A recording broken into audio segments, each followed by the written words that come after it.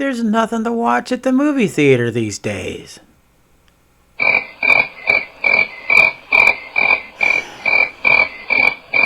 This is the Sox Rocker Show.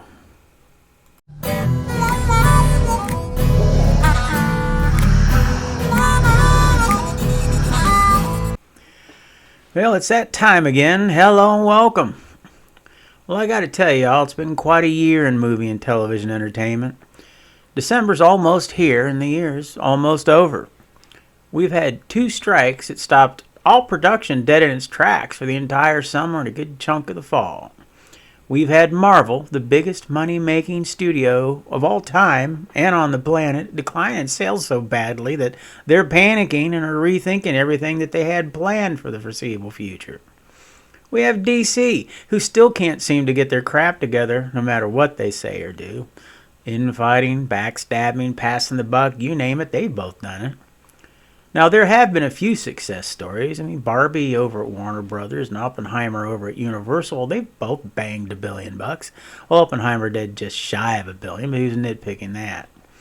Guardians 3 did $845 million. Hell, even Fast X made $700 million, but there were quite a few shockers going in the other direction. The 3 biggest being The Flash at $270 million. The Marvel's currently sitting at $188 million. And one of the biggest shockers to me anyways, Mission Impossible Dead Reckoning only topped out at $567 million.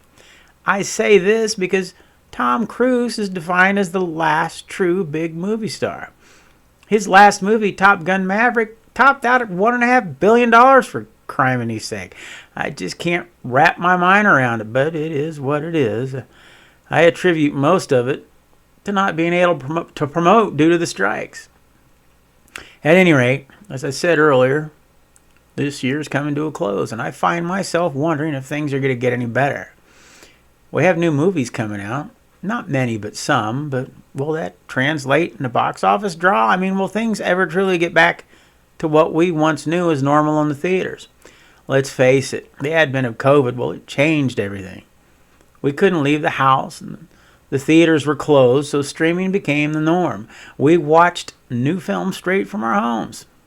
Or in latter months, you could go to the theaters with some restrictions, or you could still choose to watch at home. It was nice and convenient for that troubled time in our lives, but that same convenience is hurting sales now. These days, when a new movie comes out, it costs a small fortune to take your family to the theater. But after 90 days, in most cases, well, you can sit at home in your own living room on your own sofa eating your own damn popcorn with the entire family, the cat, the dog, the hamster, blah, blah, blah, and rent that very same movie, and for what? Around $20 maybe. Plus whatever you pay for streaming, of course. Well, with the present economy, why not? I mean, why wait? It only makes sense. Now, I've heard many of those on social media, YouTubers, tweeters alike, say that the answer is to not release movies to streaming so soon. Keep those movies in the theaters longer. Make people wait 6 to 12 months before they can stream them. Or make them buy DVDs again before releasing to streaming. And that's all fine and dandy if we could all go back in time and make things as they once were, before COVID. Face it. That ain't going to happen, and you can take that to the bank, sluggo. You want people to start going to the theaters again, then the economy needs to get fixed, because if it comes down to getting back and forth to work, buying school supplies, paying utility bills, medical bills, and buying food to keep your family fed, then paying upwards of $200 to take a family forward to the movies on a Friday night, it's going to take a back seat, and people will wait until it comes to their screen at home damn near every single time. Do I miss the old days? Damn straight I do. Going to the theater, getting a big-ass buttered popcorn and a large soda, maybe some snow caps or jujubes, hunkering down for a couple hours and losing myself to the big screen is something that I love to do, and I miss doing it. And I really hope that we can get back to that someday, but we need better movies, and we need to get our collective shit together economy-wise so we can go and see them. The only thing that will fix the latter is votes. And that's all I'm going to say about that. This ain't the time, and this ain't the platform to discuss that. And with that, I'm just going to move on. Aquaman and the Lost Kingdom.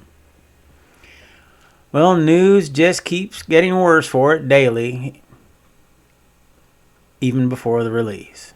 Game Rant states that the movie is projected to do worse than the Marvels is doing right now, and that, my friends, is pretty bad. It's predicted to have an opening of weekend of between 32 and 42 million, and that is bad, and it's also kind of sad to think that the DCEU is going out this way. It's depressing when you think about it, about what we could have and should have had. But the news this week isn't all bad. I do have a bit of good news. It seems that Blue Beetle is doing pretty good streaming over Max, where it's currently its #1 movie. And I think that's a good example of what I was talking about earlier. People waited 90 days on a movie that they just weren't sure of, and they were afraid to spend the dough on. When it was released to stream on the holiday weekend, people were digging it and they're watching it. Who knew? Well, they knew. That's who. Now, something that's been running amok on X these past few days are pictures of He Who Shall Be Called Superman, David CORENSWET. And he looks, well, rather buff, or as they say, swole these days. And that's to be understood. I mean, he is taking on the mightiest role of them all, and he should be working out. But, well, let me just show you the pic. Now, if you are tad bit confused, well, CORENSWET is on the right, and that guy over on the left, well, that's none other than Mr. Henry Cavill himself. Yes, that's right. The guy that little Jimmy Gunn, hey, little Jimmy, did not want to be Superman anymore. The one that he thought was too damn old for the role was replaced and handpicked by a guy that, well, looks exactly like Cavill and for some strange reason seems to dress like Cavill. Now, I know he isn't really dressing like him on purpose, per se. I mean, many a dude hates to shave and wears worn ball caps, but you got to admit, it is a rather large coincidence, all things considered. And on the Marvel side of things, well, Mr. Chris Evans was on the Psychodrama Fest, also known as The View, the other day. And according to People magazine, he was asked about the rumor of him returning as Steve Rogers, or Captain Marvel, if you will, and he had this to say: "No one has spoken to me about it. I always see these reports. Every couple of months they say that everyone is coming back." He also said this, which I find rather interesting. "Look, I would never say never. I'm very protective. It's a very precious role to me, so it would have to be just right." Oh, really, Mr. Evans? Now, this tells me that he does think about it. I mean, who wouldn't? He's pondered it, and if they come up with the right script and the right crew, I'd be willing to bet he's in. Personally, I think it comes down to this guy. No offense to Evans, but if RDJ is in, I would think anyone and or everyone else would be in. He is, after all, the main man over there at Marvel. Now, on to something different.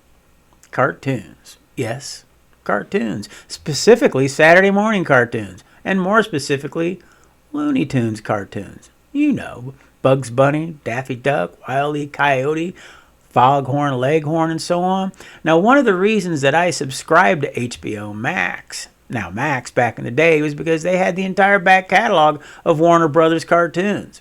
I loved the fact that I could pull up just about any episode of Bugs and Friends, knowing that I was going to come away a happy dude, if only for a while. Well, for some reason or other, WB in their infinite wisdom has obliterated the WB cartoon catalog to barely nothing. I can barely find anything at all. I mean, what the hell, WB? You got DC all screwed up, and now you're messing with Looney Tunes too? Is nothing sacred anymore. It's times like this that I appreciate being able to purchase physical media, something else I might add that has dwindled away. I will say this, though. I'm starting to see a small resurgence of DVDs and Blu-rays in the stores again, along with record albums and some CDs. I think there's still a market for it, and the companies that be should capitalize on it. Let's face it. Streaming ain't what it used to be. The subscription prices for streamers have gone way up, and the selection has thinned drastically to the point that you need to subscribe to several companies like Netflix, Max Prime, and so on in order to find out what you want. At least with physical media, you own what you pay for, and you can watch it whenever you want to. Now, as I was writing this today, another interesting pic started circulating on X. Yes, that is none other than Mr. Dave Bautista taking a selfie over at DC Studios. And look at the name on the parking space. It's Little Jimmy. Now, just what can this mean, you might say? Well, it could mean that Mr. Dave could be in the running to be what many have speculated since Gunn took control of DC, and that's to play the character Bane. And they could be casting for Batman Brave and the Bold. I mean, it's no big secret that he's been wanting to play Bane for some time. And we all know how Gunn likes to stick with his own posse when it comes to choosing who is in his movies. It's pretty much a no-brainer. Or should I say a no-baner? Sorry.